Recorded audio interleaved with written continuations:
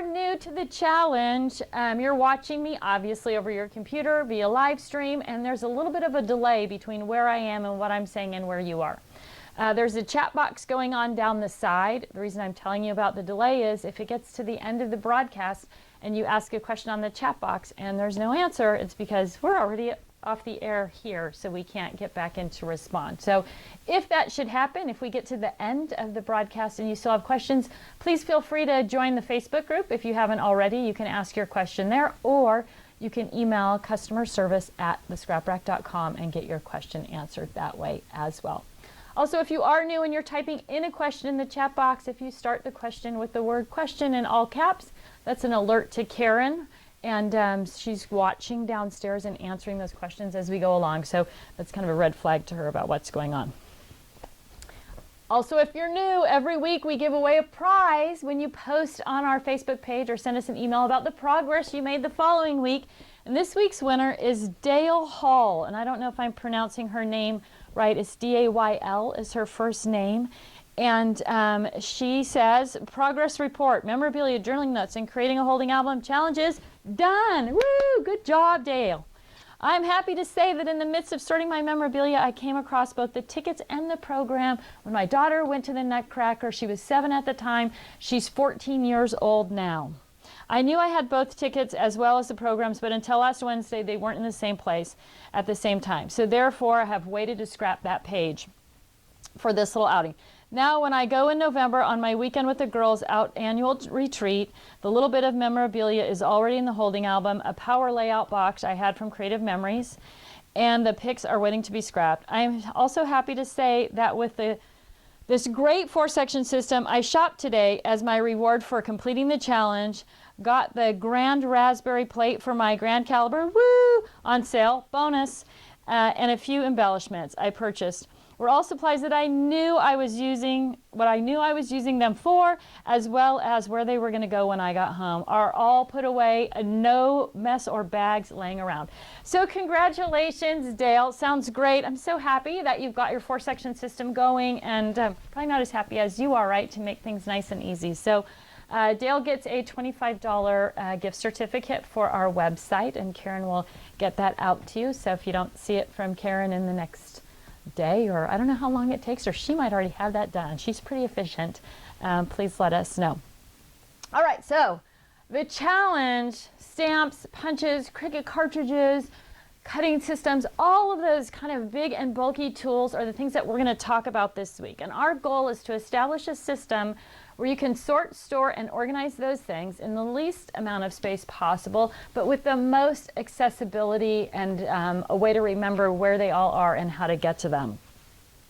The challenges mostly arise from these products because they are big and bulky and different shapes, right? So if you try to line up your punches or organize your stamps, we talked about this a little bit before, if you're trying to group things together, all your beach stamps together, all your baby stamps together, all your birthday stamps together, and maybe you have them in a drawer, it's hard to, when that middle drawer, that beach stamp drawer is full, you got to figure out, are you going to rearrange baby or rearrange birthday? How are you going to get that new stamp in, or that new die, or that new Cricut cartridge, whatever, without having to rearrange everything? And that's really the key.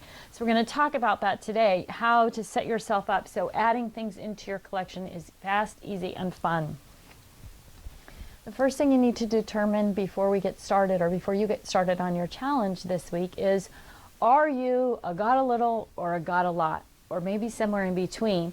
Because making that determination is going to lead you down the path of how you organize your supplies. So a got a little means, in terms of stamps and punches and dies and Cricut cartridges and any big bulky thing, that you have a few. A lot of times got a littles get those pieces, those stamps or dies or whatever, they come in a kit with something else, but you're not really into it. You're not committed to woodblock stamps. You don't love acrylic stamps, blah, blah, blah. They just kind of come to you in dribs and drabs, so you have a few of them. You're got a little. If there's no intention within you to become a stamper or get crazy for Cricut or whatever, then you're going to organize sort of what we call the got a little method. If you're a got a lot, you're somebody who loves acrylic stamps, loves dies, passionate about embossing folders, whatever it is, and maybe it's all of those for you, then you're going to use the second method that we talk about, right? Got-a-lots love to have everything on hand. They want to share things with their friends. Part of the joy of crafting is that they can help their friends or craft buddies out. So they have every intention of continuing to sort of be the resource in their group for things like stamps and punches and dies and Cricut cartridges. So that's you, the got-a-lot. Now, you may be somewhere in the middle, passionate about one thing, woodblock stamps, but really not interested at all in embossing folders, right? And so you may have to split the difference between the two. So we're going to go through both methods today, and then but determine before you get started how you're going to move forward. Now, if you are currently a got-a-little, but you feel like I love stamping, that is totally something I'm going to get into, then you're going to want to set yourself up straight away with the got-a-lot method. So as you add to it, you've already formed that foundation of things to come. So determine who you are, know who you are, and then you'll determine which method you want to use. So got-a-littles, we're going to just integrate right into our 4-section system. Got-a-lots, we're going to create a catalog that's totally a standalone catalog for all of those things, and I'm going to show you both of them. So, got-a-littles, creating a representation. So what's important about the things that you work with is remembering that you have them and remembering where to find them, right? So if you're a got-a-little, and you know what, Sue, I'm going to ask you to do is from this base over here, can you pull the section that has animals in it, and that'll kind of be an example of how to do it. If you're a got-a-little, you're going to make samples of whatever you've got. And so let's use the example of a wood block stamp that looks like a gift box, a wrapped package, right? Now, that stamp could be used in birthday, in Christmas, in Hanukkah, in graduation, in wedding, in baby, in anything. It's not the first section? No, it's letters and alphabet. Oh, where is it, I wonder? What's the second section? Sorry. Games and sentiments. That's what I want. Okay. That's the one. Take that one. Okay, so sorry, I wasn't very clear on that. Okay, so that stamp is going to work in so many different places, right? So you want to make multiple examples of that stamp and then put those examples right into your 4-section system where they're going to pop up for you, you're going to see them, and you're going to use them. That's basically the method that you want to go with when you are a got-a-little, right? And then you're going to number the stamp and put it with the rest of your stamps wherever you have them stored. Numbering the stamp, did you get it? Yes, right. Oh, I wanted the whole thing, but that's okay. This will work. That's all right. Here's an example, right, with punches. So in my animals section, in my 4-section system, I have all these little animals punches, and I've just made an example of them and put them right into the animal section. Now, if I looked through this, there's also like a little dinosaur and a teddy bear. So when I was punching out the dinosaur and the teddy bear, I would make a couple of extra ones of those, and the dinosaur would probably go in my boys section because that's really something that my kids were into when they were little guys. And I would probably punch an extra teddy bear or two, and I would maybe put one teddy bear sample in baby, and I might put a little teddy bear example in Valentine's Day, right? Anywhere that you might use those, you want to put that example right into that section of your 4-section system. And that way, as you're flipping through and you're making a baby card or a baby page, that little example of the teddy bear is going to be right in there with the rest of your baby things. He's got a number on it. It's number 85. You're going to be able to go to the shelf, find that stamp in line number 85, use it, and put it right back. So it makes it really simple to find. Now, obviously, if you have 85 punches, you're not a got-a-little, just so you know, right? But so with that example. But it makes it really easy to remember what you've got, and it pops up for you. So whenever you're working within that category, you're going to see that particular thing. And then you're going to do that with all of your different punches, stamps, dies if you've got them. Usually if you've got dies, you're kind of an addict because you have to have all the equipment to punch die, to use dies or whatever. Same with Cricut cartridges. Generally, if you're using a Cricut, you've made some investment in a lot of cartridges. But so that's what the got a littles are going to do. You're going to number your item, your stamp, your punch. You're going to label, make examples, label those examples with the number. You're going to integrate the examples into your 4-section system. And then you are going to store that stamp or punch numerically on the shelf or in a box or a bin. So one of the things that happens, right, so let's talk a little bit about that. I have some examples here. So here's a little drawer where you might have your punches stored 1 through 35, right, in this drawer. Or you might be using a tray or something like that to store those things. You can also use,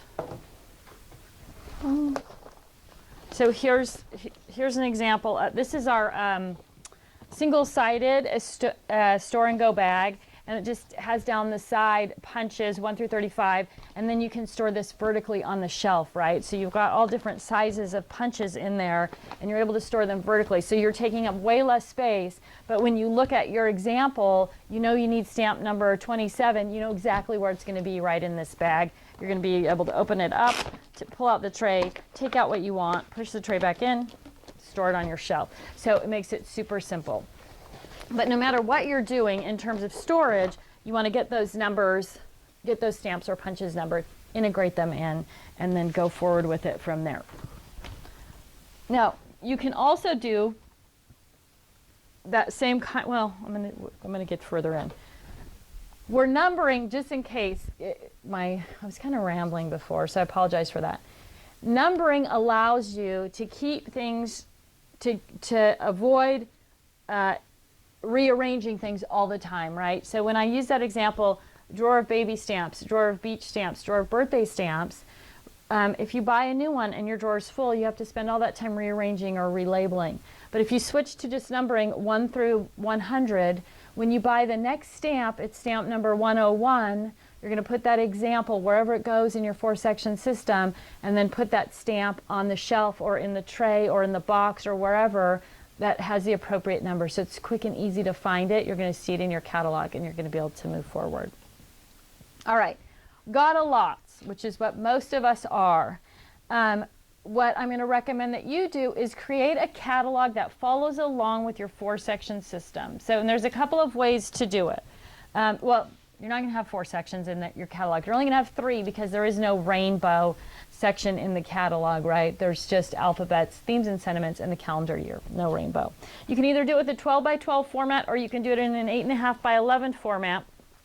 So this is an example that one of our previous students made, and when she made her catalog, she made me one that I could use as an example, and I've had this for a long time, but it shows stamps and punches, which is, I'll show you how old this was. Dies didn't actually exist at this point when this is created, but you can do it in 8.5 by 11.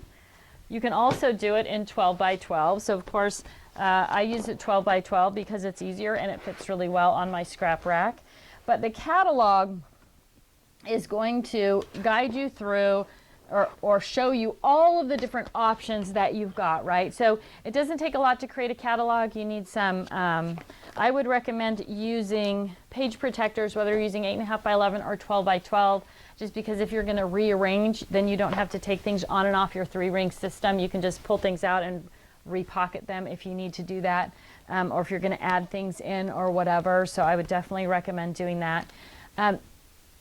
Some people want to create 2 catalogs as they go along so that they can have, so if you look at my catalog, it is all of the things in the 4-section system in one place. It goes kind of in the middle of my scrap rack. Some people like to do a main catalog and then also a page within each section of their scrap rack or of this the system, whatever system they're using. So while I have everything in one place, some people might have their animals in the catalog and also in the front of the animal section. So you're going to want to make that decision before you get started, because it's really easy to do 2 pages of animals as you're getting started, but it's a lot of work to go back and create that second page if you want something in your in that section. All right, so then the next thing you're going to need to do before you get started is figure out how are you going to store the stamps or the punches or whatever things that you're working with, right? So so you saw kind of the drawer method where you label the drawer, and the stamp store and go bags where you can load up those punches in the stamp store and go bags. You can also use, so this is just a regular basket that is for Stampin' Up! Stamps, and I actually don't use it anymore for actual stamps. You can see the containers are empty. But if you are using something like this, you can see I had all the labels on the top with what the number was, and I'll show you how that looks in the catalog as we go along.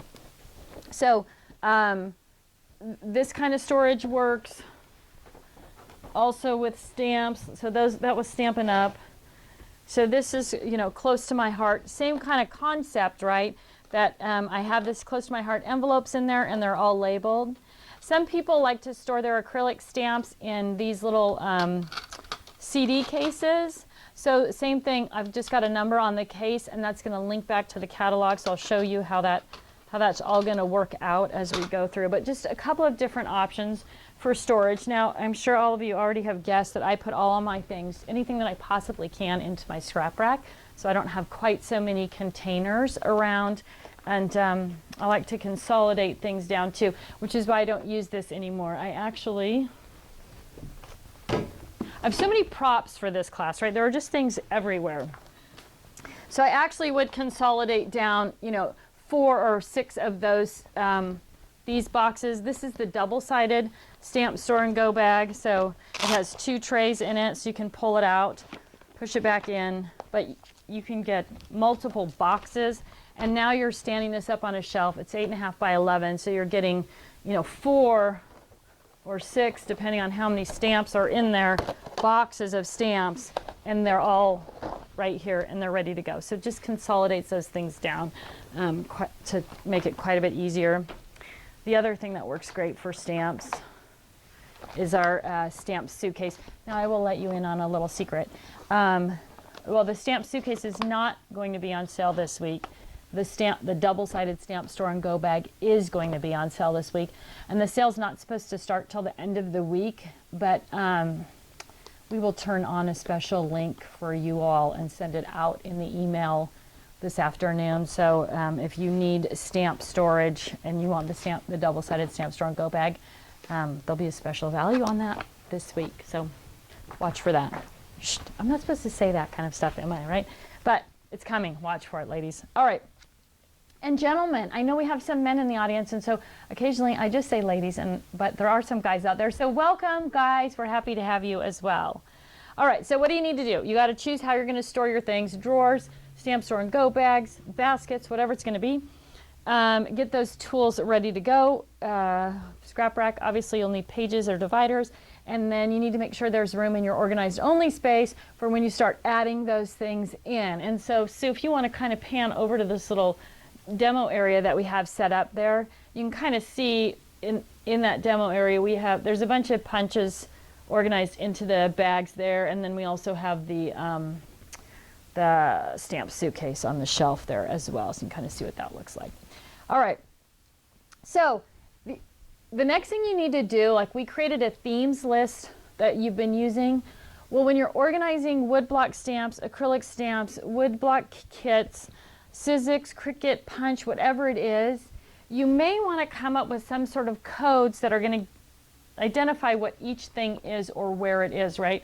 So with Stampin' Up, the Stampin' Up kits are all labeled SU and whatever they are. The labels are kind of faded off here, so I don't know what it was. Probably SU7, right? So if I was looking for something, if I had an example in my catalog that was labeled SU7, I knew to go to Stampin' Up and look for box number 7, right? So when you're separating things out because of the bulkiness of them or the way you're storing them, you want to make sure when you look at the catalog and you see something that you want to use that you know exactly where to go to get that. So with that, I should probably do a little catalog tour here so you can see what I'm talking about. So this catalog is, as I mentioned, follows the 4-section system, no rainbow. But you can see the first part of it is alphabet. So these are all acrylic alphabet unmounted stamps, and it lists underneath each stamp where I would find that. So At the bottom, I don't know what you can see on the screen there. At the bottom here it says 4101. If I wanted to use those stamps, I would know to go to my storage section, which is this piece right here, and I would go to the tab labeled 4, open it up. Now, why is it labeled 4 up front? There's 4 pockets to this page. So anything that fits in a 4-pocket page, so this is going to be things like Close to My Heart, Stampin' Up, any of those that are kind of 6x6 sets of stamps are going to fit in this pocket. So I'm going to go to section 4 behind tab 4, pocket number 101, and in that pocket I'm going to find both pieces of that stamp set, right? So there's a piece of acetate between the two. So there's 2 sets of stamps in there. I just slid them into that pocket. And now if I want to work with that stamp set, it's really easy to find. And the beautiful thing about this is it doesn't really matter what you're putting in there, right? So if I go back a little bit, this page is all the Tim Holtz small embossing folders, right? But it's the same label system. So if I wanted to look for, let me find one in here. So as I'm going through my catalog, I'm working on something. I'm trying to find, oh, I think I did. Okay, so here I am. I have a section, this is another thing that you can do. I have a section by designer as well. So when I was making examples of these embossing folders, and all I did was segment off my page, which you don't have to do, but I'm a little bit OCD, so it was easier for me to have a little square to put those things in. And then I just made an example using a crayon. Great excuse to buy a new box of crayons, woo! And I just did a rubbing in each square of those different things. Now, I would put these in 2 different places. So I've got, one of these is one of these.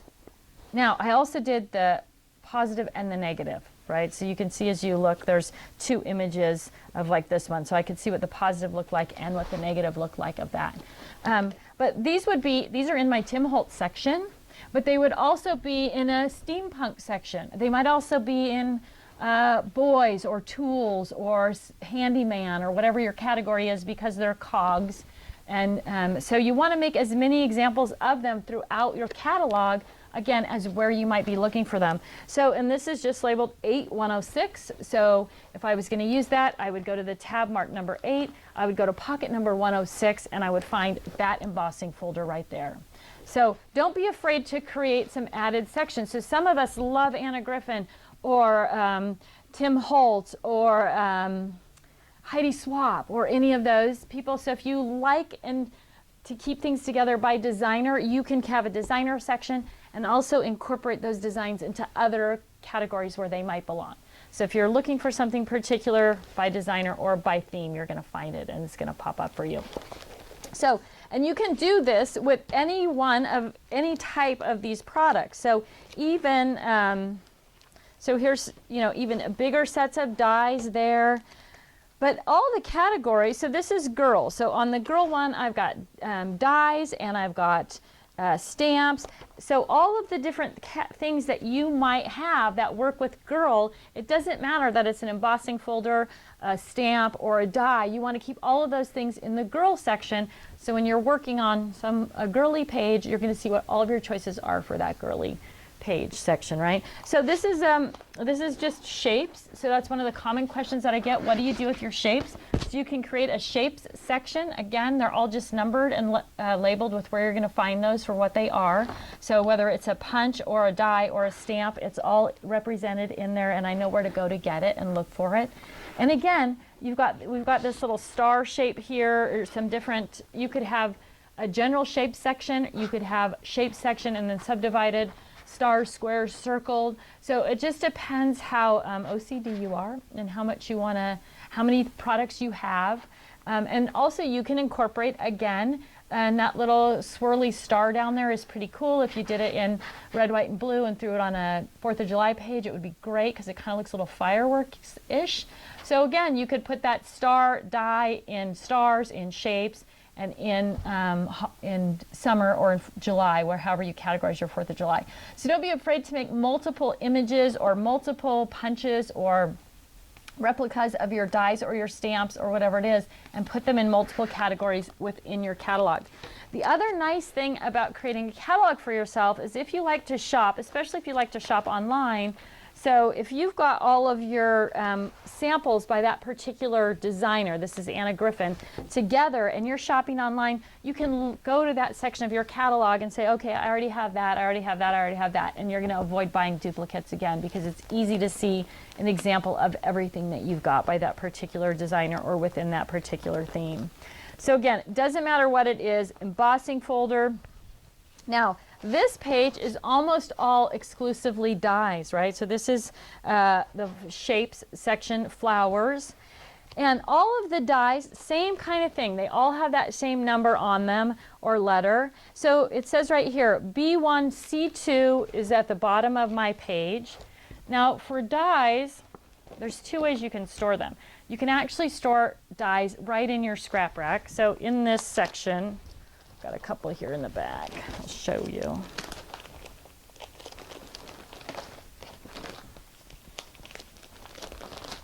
Oh. So here are some border dies. So if I had those, the examples for these in the border section are going to lead me to this section right here, which is section 4, and this is like 119, right? So they work right there in your scrap rack.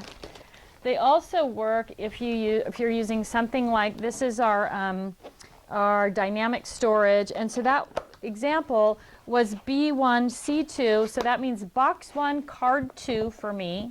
So I'm going to go here, I'm going to go to box 1, card 2. When I pull it out, I'm sorry, I don't have them in order in my box, and it's upside down. So now I'm going to be able to pull that out, and I'm going to see all the different dies that are on that card. It's going to lead me right to that card, right to that box. So I'm going to put this in the front here. So now this is just going to go on my shelf. It's number 1. It's box number 1.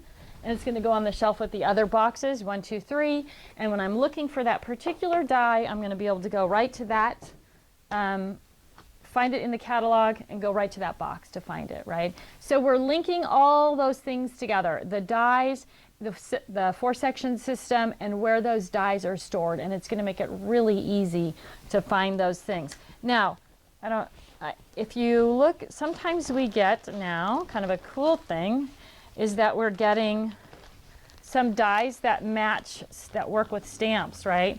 So here's the stamp set that coordinates with these dies. Well, you want to keep that together because you're going to use it together. So this is stamp set and it's labeled 4103 in the catalog, and these dies are also labeled 4103 because when I go to look for them, they're both in the same pocket, 4103. So don't be afraid to put multiple things in each pocket, or put those stamps back to back, or keep things together that you're going to use together within your storage system. So if I had some stamps that matched dies that were in the box, now I use all the different tools for storing products so that I can give examples and show examples to you about different ways to meet your goals of organization.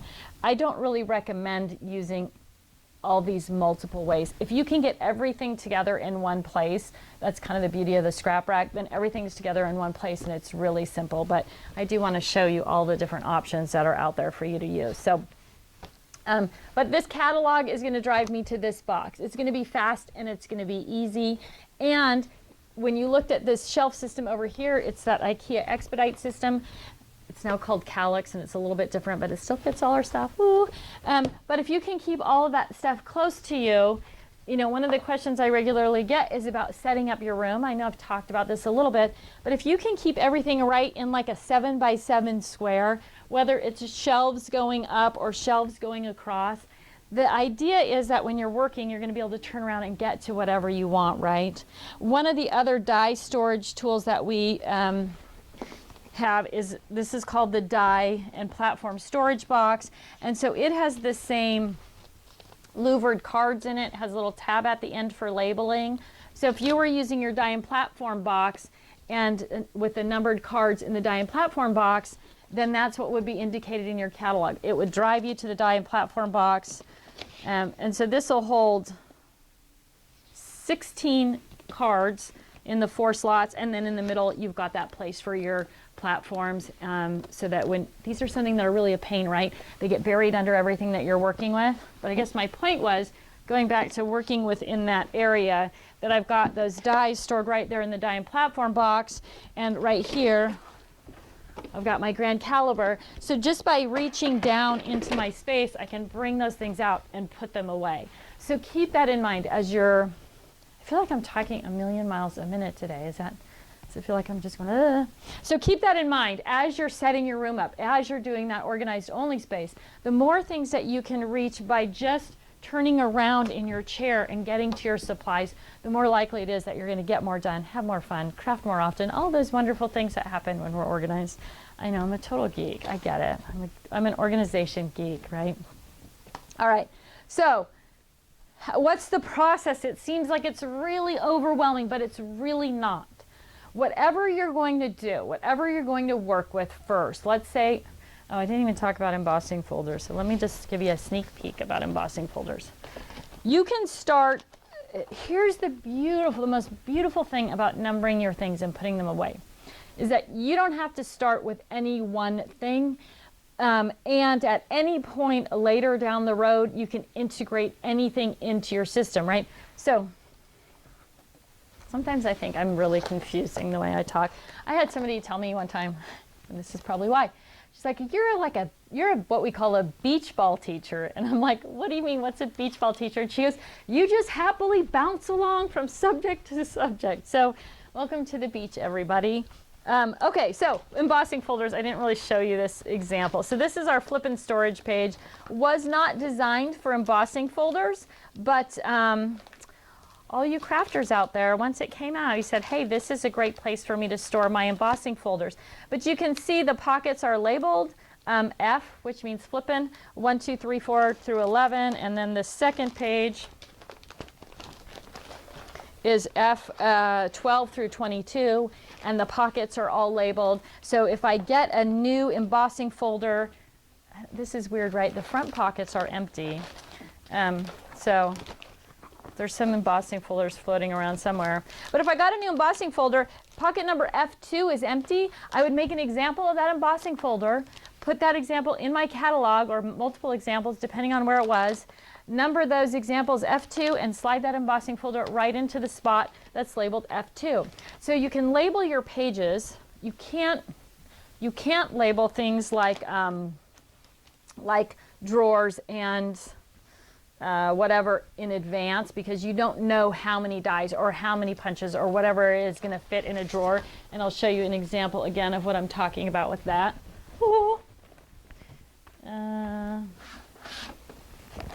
So this stamp suitcase is labeled stamps 1 through 13, right? And it also says, it says 1 through 13 stamps, and then it's labeled by the C. When I organized these stamps, I had all my C stamps together. So I was able to put by the C as well as 1 through 13. But it doesn't matter. That's just kind of an add-on thing, because when you first start organizing your stamps into a stamp store and go bag or into the stamp suitcase, you're going to have big groups that are all the same. And then as you go on and buy new stamps, they're going to be mixed. So you're just going to be using the numbers. I hope that makes sense. So this is 1 through 13. This box is only labeled 14-stamps because there's room in it for more stamps.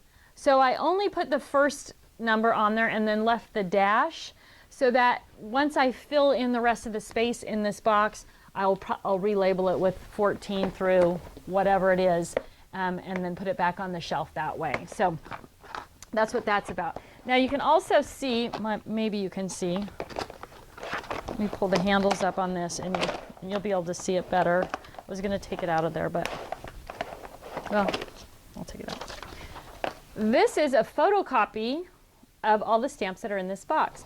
And I actually made 2 copies of it. 1, 2, right?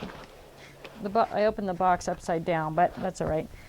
So I have 2 copies of it. So when I take a stamp out, I'll show you. So when I take a stamp out of the box, I know what's missing from that stamp. But if I want to take a look on the outside of the box and see what's in there, right, I can do that as well on this side because I have the photocopy there also. So just a little trick to make it easy to see what's actually in that box.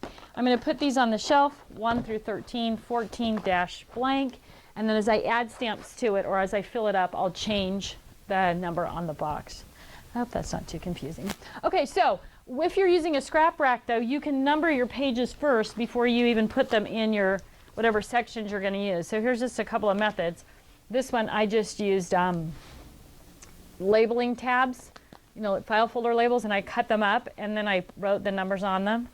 You can write directly on your pages because undo will take permanent marker off your pages. So if you wanted to do that, this is just a little bit more neat and tidy using a label maker. So if you label all your pockets first, then whenever you get something new, if there's an empty space in that section, so when we look here in the 12 section pockets, if I bought a new stamp or a new one of these little sizzlets, I've got 1215 already labeled. I can label the die, throw it in there, and then label the examples on the pocket. So if you're using a scrap rack, go ahead and label your pocket pages, at least 1 page per section, because it makes it easier if you're labeling all at once, and then you can go back and write the labels on the stamps or the punches or the dies or whatever's going in there as you actually use them. And I would recommend that you actually, if you can, so this little acrylic stamp here, the piece of acetate that the stamp is on also has the same number as the pocket.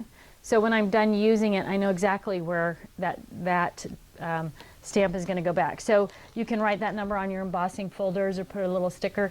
Now, as we all know, with embossing folders, if you do something to the folder that's thick, so if you try to put like a piece of heavy cardstock on there, tape it on there with a number or whatever, that impression of the cardstock could destroy the embossing folder as it goes through. So keep that in mind. It's better to just write on your embossing folders than it is to actually tape something to them. Now, with that said, I'm going to show you what I did to avoid that. So it's hard to tell from an embossing folder what they actually look like because they're all just kind of this frosted plastic. But a lot of the packages come with a sample, and so this was on a piece of kind of thick cardboardy chipboard stuff on the packaging. And I wanted to be able to see what that embossing folder looked like. So I cut the tab off the packaging, and I just sort of hinged it on there with a piece of tape. So now when I have my paper in the embossing folder and I run it through the machine like this part flips back. Because if I put it over this, wherever that was, is going to create a small flat square as it goes through the embossing folder, because as it goes through the embossing machine. I hope that makes sense, right? So if you're using something thick, instead of just writing on there, and I actually wrote F1, so I know it's in pocket F1, but this is my example of what it looks like. Hinge it so you can run it through the machine that way. Now with embossing folders, I'll also tell you, and I talk about this for those of you who have done the Go 10 embossing folder class, creating examples of all those embossing folders is really, really time consuming. And that's where the crayon idea came in for me. So rather than having to run sheet of paper after sheet of paper through the embossing machine and putting those actual examples in each category, that's why I did the crayon rubbings. And that way I could do, so here's some embossing folders. All in one. Again, I squared off my little squares. But now I just have a little bit of an example of that embossing folder, and it was really fast. I was able to do this whole page in just a couple of minutes as opposed to having to run every embossing folder through my machine to get that example. So there's some examples of borders. Now, borders, again, you might want to create multiple sections. So this section is all different borders small and large, and it doesn't matter what the theme is. I've got all the borders together, but this is a Christmas border, so I would also make a second example of that, and it would go in the winter section, right? So now that border example is in both places. So keep that in mind as you're making things, that you want to do those multiple examples of things as you go through and work with those. Okay, so how do you do it? That's what I started on. I got sidetracked again. Pick your tool that you're going to work with, and then start with one box, bin, drawer, tote, whatever it is. Oh, I didn't talk about Cricut cartridges. So Cricut cartridges come in a fancy box like this. The box takes up a lot of space compared to what's actually in the box. There's a couple of different ways to do this. You can just number your boxes, right, and store them all on a shelf, and then put an example. So this is travel. So what I've done is just copied the back of the box, made myself a full color example. Now I'm going to take this sample and I'm going to go to my catalog. This is all travel themed things. I'm going to go to travel, and I'm just going to take this Cricut cartridge example, and I'm going to put it right in here on the travel page. I'm going to glue it down, stick it down, whatever. And it's going to go right in my travel section. And it's got the number 1 on the bottom of it. So I know that when I'm flipping through deciding what am I going to use on those travel pages, the Cricut cartridge is going to pop up for me. I'm going to remember that I have it. I know it's number 1, and I'm going to be able to go right to the shelf, pull off box number 1, and use that Cricut cartridge, right? So that's an easy way. Put that representation right in your catalog, and then number your boxes. Now, every Cricut box that you buy going forward just goes at the end of the row. So it doesn't matter that it's an alphabet or a theme or whatever it might, a holiday. It just gets the next number in line, and that example goes into your catalog. You could make a double example of this and also put that second example right into your travel section in your scrap rack or whatever tool you're using. So now you've got it represented both in the section, which you kind of talked about for Got-A-Littles, and in the catalog, right? And you know exactly where to go, Cricut box number 1, and that's how you're going to find it. Now, if you want to consolidate down your Cricut cartridges, there's a couple of different methods for doing that. So this is a tray system that is made by Art Bin, if I'm remembering correctly. And it holds 16 booklets and overlays in this side and 16 cartridges in this side. So I've just numbered each section of the tray. And then I'm going to put that Cricut cartridge, which also has a number on it. Surprise, surprise. So you can see it just has a little number 1 on it. So that's going to go into the tray like that. And this is going to go into the box like this. And now I've got 16 cartridges, booklets, and overlays in one tray system or one box system.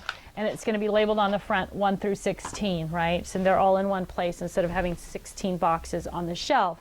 This comes in a plastic box. I can't believe I don't have one floating around here. At one point I must have, because I have these.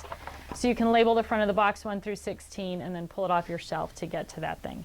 You can also do something simple. This is another thing that one of our past gals came up with, and she took Velcro dot on the back of her Cricut cartridge and on a divider, and she was able to put, you know, I think 30 Cricut cartridges on one divider, and that made it easy to take in her travel pack. If she was going somewhere, she could pack up the books and overlays in a box and have the cartridges handy.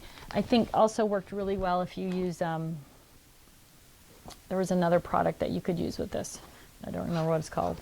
But it gives you a lot of Cricut cartridges in one place. So whichever method you're going to use. But the same thing. This is Cricut cartridge number 1. The example is number 1. And then if you, this is labeled Cricut cartridges 1 through 24. That's where you would have those. So whichever method you're going to use to drive your brain back to your Cricut cartridges. Another little tip that I was given, I use a Pazzles. I don't use a Cricut. That's why I only have one of these, for example. But another tip that I was given is that if you want to keep your booklets, but you don't want them to take up so much space, you can cut out the foreign language section of the booklet, and it'll make it about half as thick. So it'll take up less space wherever you're storing it if it's not in the box. So it's a little tip to pass on there. All right.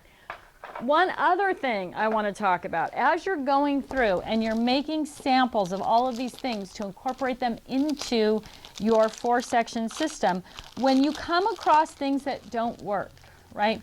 Maybe you have a rubber stamp that actually doesn't print out the image like you wanted.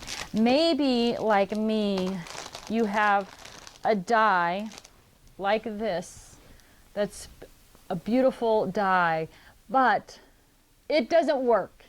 No matter how many things I try to make this die work, it's so intricate and so detailed that what I get is something like this and a die that's loaded up with paper pieces, right? It's very frustrating. But if you have things that don't work, you're going to throw them away.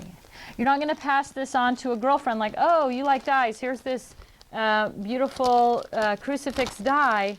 You give it a try. It doesn't work. It's not going to work for her either. Now, I think there are some actually solutions out there for dies that you have trouble with. Karen can probably, I think someone else mentioned it to me. But no matter what I did with this die, no matter what solution I applied to this die, it was just too darn intricate and it didn't work and it was frustrating. And when it's frustrating, it's not fun anymore. So take that die and throw it away if you're never going to use it. Don't pass it on to somebody else. If it doesn't work, it's just like everything else, right? Don't take it to the garage sale and try and sell it to somebody else at the local craft store. It doesn't work, right? You don't want to pass that on to somebody or sell it to somebody if you know in good conscience it does not work. So keep that in mind. So Karen has given me a list here. Question, what about Studio G stamps? They have several kinds on one package. Can we split it up like flowers with flowers, cake with birthday? I wouldn't. So let's talk about something like Studio G. Great example. So on one set of dies, you have flowers, streamers, birthday cake, maybe a happy birthday sign. All of these things are going to work in the similar design and similar style on that birthday card or that birthday page or whatever you're using them for, right? So you don't want to take that flower that's the exact same design as the birthday cake or same style of design and put it somewhere else where you're going to forget about it and you're not going to use it. Keep things together, you're going to use together. The better option is to take that Studio G stamp example. So I photocopied my stamps, which you can clearly see here, right? Okay. So photocopy that set of stamps and maybe make multiple copies of it. So that would be a birthday, maybe spring, maybe you have a category called celebration. So that set of stamps without the birthday words on it, but the majority of the stamps, the streamers, the flowers, maybe if there's a butterfly, it might work in 3 or 4 categories. Make 3 or 4 copies of it, but keep them all together. You want to keep things together you would use together. And then that stamp, so let's say that stamp becomes number 205 in your, or if you're using a scrap rack, it's going to fit in pocket 4105. You're going to put that photocopy in birthday and label it 4105. You're going to put the next photocopy in spring and label it 4105. You're going to put the next photocopy in celebrations and label it 4105. And then when you go to look for it, all of those things are together in one place. So it's better to have it in multiple plate categories in your catalog, or if you're using a scrap rack, to slip those examples into pocket pages into your scrap rack. And it's going to drive you back to wherever that stamp is stored. So it's preferable to breaking things up. It kind of goes back to when we talked about the kit clubs at the beginning, when we talked about paper, that you don't want to spend your time moving things around and reinventing. What you want to do is think, what's the simplest way that I'm going to be able to remember that I have this and actually get to it? So great question. Letty says, which section does a flourish stamp go in? And I would just put those in either shapes, flourishes, or under F in the theme section, flourishes, depending on how you have your other things, right? Because with flourish, you've probably got some dies that are flourishes, you've probably got stickers that are flourishes. I have felt flourishes, I have rhinestone flourishes also, right? So if you just have a section flourishes and then either shapes and flourishes and put them all in that, and you might also have, depending on the design of the flourish, it might look really ancestry compatible also. So you might make an example and put that flourish in Ancestry. It might have a real like party feel, like maybe it looks like streamers and confetti, that flourish, and you might want to put an example of that in Party as well. But the beautiful thing about the catalog is it's easy to put things in multiple categories. So anywhere that you might use that. Let's use the example of the Ancestry flourish. If you are working on Ancestry pages and you're looking through that section and there's no example of that flourish, you probably forget that you even have that stamp. So try to think in those terms where I might use this and throw that example in. It doesn't cost anything to make that second example. Now, backtrack a minute. A couple of, when we talked about paper and scraps, there was a post from Diana Dawson saying, save your scraps for this challenge. And so this is what she was talking about. If you're got a little and you're just going to punch out those 2 or 3 examples of teddy bear, or the 2 or 3 examples of star punches or whatever, that now if you set aside those scraps, this is where you're going to use those scraps to create those examples in your catalog or in your scrap rack. So pull that box of scraps out if you set it aside to do this with. Tammy says, I have punches that match stamp sets from Stampin' Up. How would I store them? Great question. So if you have a stamp set that is birthday from Stampin' Up, and it has a matching punch that goes with it, or a matching die that goes with it, wherever you put the example of that stamp set, so in this case you would go to birthday and you would see the stamp set, you would also punch an example of that punch and write the number on the punch. So you might have, that punch might be number 205. The stamps might be stored in your scrap rack because you, or whatever tool you're using, but the idea that the stamp and the punch are going to be the same size and fit together is probably not real. But when you go to the catalog, you see the stamps and then you see the punch, you know exactly where to go to bring both of those pieces together, use them, and then put them back. So just incorporate an example of the stamp right in, or the punch right in with the stamps, or vice versa, whatever. Great question. Linda says, if I have a Stampin' Up stamp container, like SU7 with 6 stamps, how do I label them in Tiffany stamp container that will have several stamps together? So I'm not totally clear on the question. So if you are keeping them, I'll answer it both ways. If you are keeping them here, SU7, then you're going to photocopy or stamp them all out together on a card or on your catalog and label it SU7, and your basket is labeled Stampin' Up SU1 through 9, so you know where to go and get that. If you were going to transfer your Stampin' Up stamps into, which I think this is actually the question, into a stamp store and go bag or into a stamp suitcase, you're going to put all 6 of those stamps in there, and they're going to be labeled together, or they're going to be grouped together in that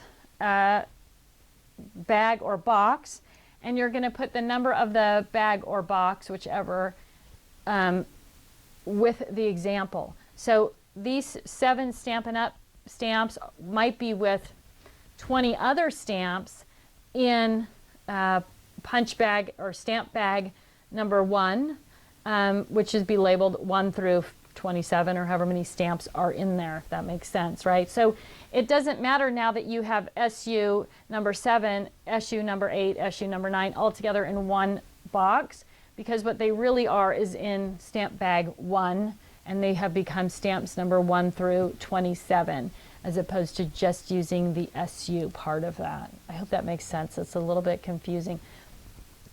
But you can stop thinking of them as an individual container. Now they're in a bigger container with the numbers of what the stamps are. And so when you go, let's say that SU 27 or that Stampin' Up 7 was a Valentine's Day stamp. When you go to Valentine's, you're going to see those stamps all together, and it's going to say these are stamps number 1 through however many were in there, 7, and you're going to find them in the bag labeled 1 through 27. I hope that makes sense. Oh, Karen says, mention that the coupon is still in effect. So for those of you, we have the Get Organized Challenge coupon. so that it'll go out today. I'll make sure it's in the email that goes out today, but you can still use your Get Organized Challenge coupon. Oh, sizes of punches in the bag. Karen, you're so good. She mentioned this to me earlier. So I put this in this drawer all right. So if you're using the Stamp Store and Go bags to store punches, first of all, don't use the double-sided bag, right? It's just way too much weight on the bag. You need to use the single-sided bags. But it doesn't matter what size punches you put in there. We put always the biggest punches at the bottom. So when Karen and I went through and cataloged all of these punches, they were just randomly on the desk, and we punched them out, we added them to the catalog, gave them a number, and put them in the bag, right? So big punches are at the bottom, and then there's kind of medium and the small ones at the top. Now, there are no really small ones here. Remember, well, I shouldn't say remember because you might not know this. This tray in the Store and Go bags sticks out beyond the top of the bag because that makes it easy to pull the tray in and out, right? So if you have a little tiny punch that's, less than an inch or whatever, you don't want to put those at the top because there's no bag to hold them. So just put them down a row. But you can put any size punches in there until it's full. Let me just pull another bag. You can see we have some really... So you can see in this bag, we've got the really big, these guys at the bottom, right? Really big ones. So almost any punch size that we found fit in there with no problem. So this is, I don't remember what brand this is, but it's the kind that locks down, right? So those fit. If you're using these are a dream because when they fit down, they're just the perfect size. And then you're just going to slide it back into the stamp bag. Now, the other thing that we did, which is the thing I just pulled out of there and I'll share with you, is Karen and I made these little labels that slid in down the side of the bag like this. So this is punch bag number 1 through 23. It just goes in the side of the bag like that. And it worked, right? When it's standing up, you can see it. But the experience that I've had with those now is when I pull the punches out to get to something at the bottom and then I slide them back in, sometimes those slide-in labels get kind of bunched up. So if I was going to redo this project, I would use my label maker and put the sticker on the outside of the bag with what's in there so that I wasn't constantly sort of crunching it up down the side as I was pulling those out. Okay, so let's get busy then, ladies. What are we going to do?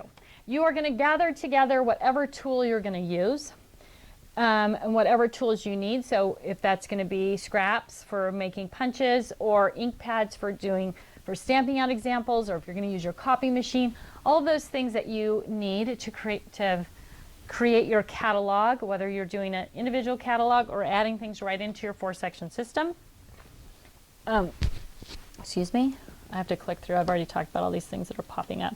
For those of you who don't know, the PowerPoint presentation that sort of guides my lesson gets created in PDF form and then posted on our website also. So if you'd like to have the PowerPoint presentation, they're there. So you're going to gather everything together, and then you are going to catalog 20 things a day for the next 7 days. This is your challenge for the week, or 140 items total over the course of the week. Now remember, you can mix in to your storage system. So obviously in your catalog, this is a hard thing for people to get their brains around. Again, it kind of goes back to the same thing with embellishments where we segment them off. It's hard for people to get their brains around storing their embossing folders and their dies and their acrylic stamps all together in one place without separation, right? So when you look through my little storage section here of all these things, right? I've got red rubber stamps and embossing folders and dies and sizzlets, and they're all in just by pocket number. So don't think that you have to put all your stamps together, all your dies together or whatever.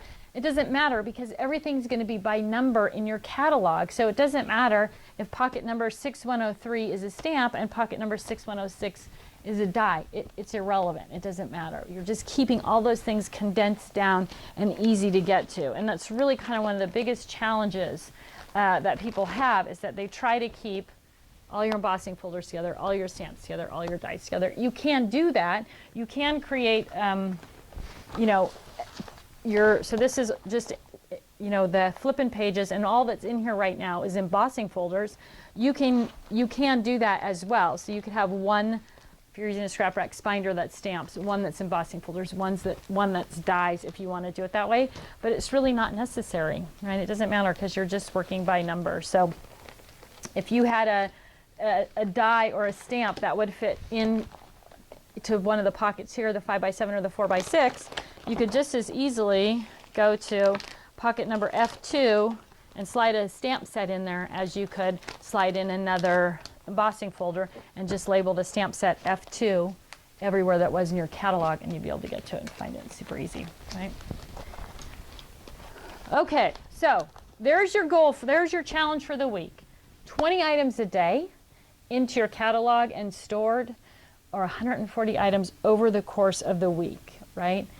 And one of the nice things about setting yourself up with your pre-numbered pages is, as you go forward, let's say you get everything organized that's part of this challenge this week, and then you buy something new.